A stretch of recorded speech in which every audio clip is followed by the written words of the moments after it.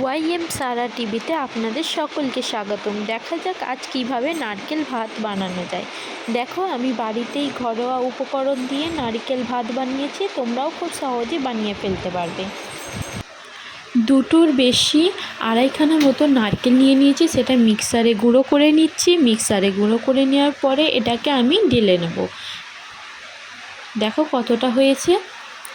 এবারে আমি একটা ছাঁকুনি নিয়ে যে হাঁড়িতে ভাতটা বসাবো সেই হাঁড়িতে আমি দুধটা ছেঁকে নিচ্ছি। একটু জল মিশিয়ে নিয়েছি, নাহলে দুধটা বেরোবে না। এবারে আমি এভাবে ছাইগুলোকে নিংড়ে দুধ বার করে নিচ্ছি। দেখো, নারকেলের দুধটা বেরিয়ে পড়েছে।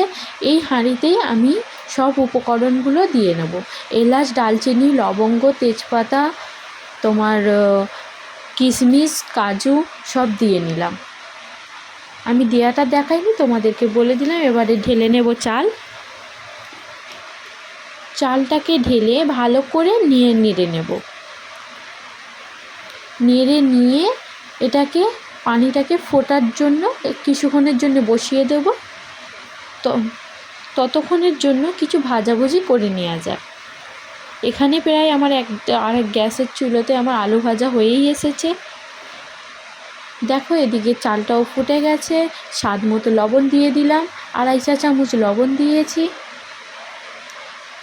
এবারে দিয়ে নেব 2.5 কাপ মতো চিনি।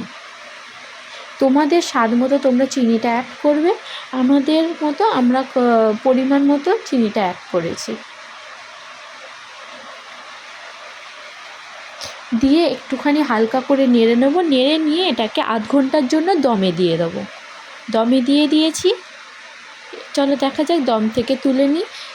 আমার ভাতটা কত সুন্দর হয়ে গেছে, ঝুরঝুরে হয়ে গেছে, একটার সঙ্গে একটা লেগে নি। এদিকে আমার এখনও কিছু ভাজাভুজি বাকি আছে, সেগুলোকে ভেজে নিলাম। দেখো, আমার ভাত হয়ে গেছে। এবার রেডি। তোমাদের লুকটা দেখাই। ইলিশ মাছ ভাজা নিয়েছি, মাংসের টিকিয়া নিয়েছি, আলু ভাজা নিয়েছি, পটল ভাজা দুটো নিয়েছি। তোমাদের ভালো লাগলে লাইক, কমেন্ট, সাবস্ক্রাইব করতে ভুলবেন না। আর সহজেই বানিয়ে ফেলুন নারকেল ভাত।